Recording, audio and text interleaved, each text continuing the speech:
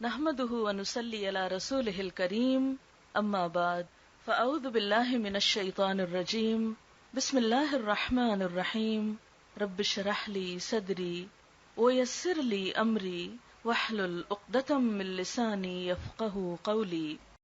پھر اسی طرح اللہ سبحانہ وتعالیٰ کی صفات الحی القیوم کا ذکر ہے، یہ بھی بہت زبردست صفات ہیں، اور ان میں اللہ سبحانہ وتعالیٰ کا اسم اعظم ہے جس کو پڑھنے سے دعائیں قبول ہوتی ہیں۔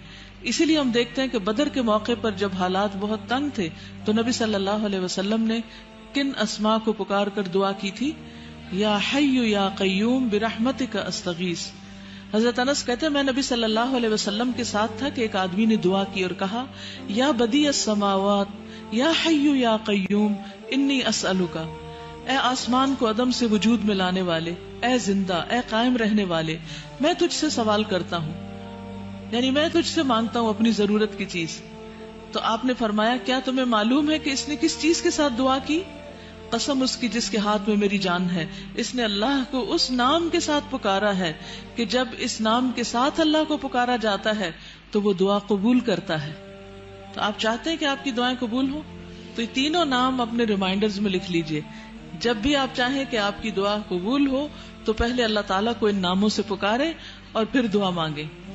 قیامت کے دن جب لوگ جنت میں چلے جائیں گے تو جمعے کے دن اللہ تعالیٰ اعلیٰ علیین سے اپنی کرسی پر نزول فرمائیں گے، پھر اللہ تعالیٰ کرسی کو نور کے ممبروں سے گھیر دیں گے، یعنی کرسی کے ارد گرد کیا ہوں گے؟ نور کے ممبر، نبی آئیں گے یہاں تک کہ اس پر بیٹھ جائیں گے نور کے ممبروں پر، پھر اللہ تعالیٰ ممبروں کو کرسیوں سے گھیریں گے، صدیق اور شہداء آئیں گے یہاں تک کہ وہ ان پر بیٹھ جائیں گے، پھر اللہ تعالیٰ اپنی کرسی پر چڑھیں گے، اس کے ساتھ شہداء اور صدیق بھی چڑھیں گے۔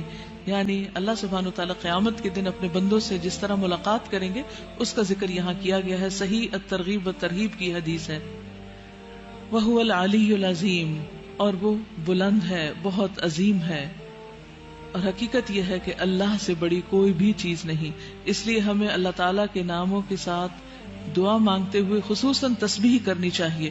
فَسَبِّحْ بِاسْمِ رَبِّكَ الْعَظِيمِ، قسم اس کی جس کے ہاتھ میں میری جان ہے، اس نے اللہ کو اس نام کے ساتھ پکارا ہے کہ جب اس نام کے ساتھ اللہ کو پکارا جاتا ہے تو وہ دعا قبول کرتا ہے۔ تو آپ چاہتے ہیں کہ آپ کی دعائیں قبول ہوں تو یہ تینوں نام اپنے ریمائنڈرز میں لکھ لیجئے۔ جب بھی آپ چاہیں کہ آپ کی دعا قبول ہو تو پہلے اللہ تعالیٰ کو ان ناموں سے پکارے اور پھر دعا مانگے۔ یا حی یا قیوم برحمتک استغیث، یا حی یا قیوم برحمتک استغیث، یا حی یا قیوم برحمتک استغیث، یا حی یا قیوم برحمتک استغیث۔ وآخر دعوانا ان الحمد للہ رب العالمین۔ سبحانک اللہم وبحمدک نشہد ان لا الہ الا انت نستغفرک ونتوب الیک، نستغفرک ونتوب الیک۔